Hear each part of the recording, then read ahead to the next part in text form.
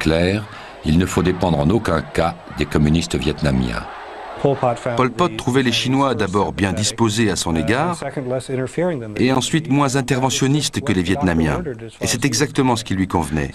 Je crois que lorsqu'il est rentré de Chine au milieu des années 60, il se sentait soutenu par ce qu'il avait découvert à Pékin. Cela lui a aussi donné la possibilité de se débarrasser de l'intermédiaire vietnamien dans ses relations avec le mouvement communiste international.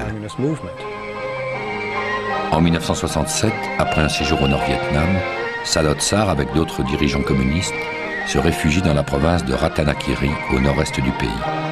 C'est en vivant avec une tribu des minorités cambodgiennes qu'on appelle les Khmer Le, ou Khmer d'en haut, que Pol Pot rencontre et commence à apprécier un modèle de société primitive. Cette tribu pratique un système de troc, elle ne connaît pas l'argent, elle mène une vie communautaire et surtout, ses membres sont d'une loyauté sans faille envers leur chef. Les Khmers rouges voulaient moderniser le pays.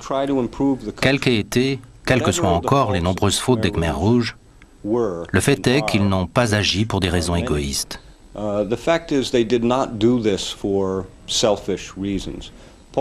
Pol Pot n'était pas un homme corrompu. Pol Pot faisait passer l'intérêt de son pays tel qu'il le concevait avant lui-même. Tout comme la plupart des dirigeants Khmer rouges qui étaient très fiers de servir les pauvres et les démunis, de vivre avec eux dans la jungle. Ils essayaient de sortir la société cambodgienne du féodalisme et de la corruption des dirigeants qui avaient mis le pays à genoux avant que Pol Pot ne prenne le pouvoir.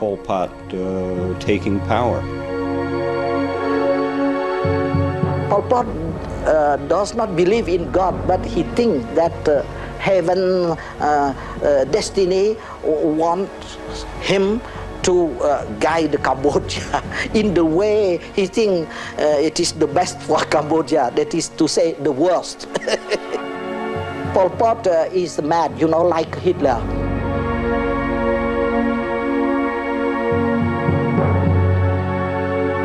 À l'intérieur de ce bâtiment, l'ancienne résidence du gouverneur français, Pol Pot recevait quelques rares délégations étrangères de pays amis. C'est ici qu'une équipe de la télévision yougoslave réalise en 1978 la seule interview filmée de Pol Pot pendant ses 3 ans, 8 mois et 20 jours de pouvoir. But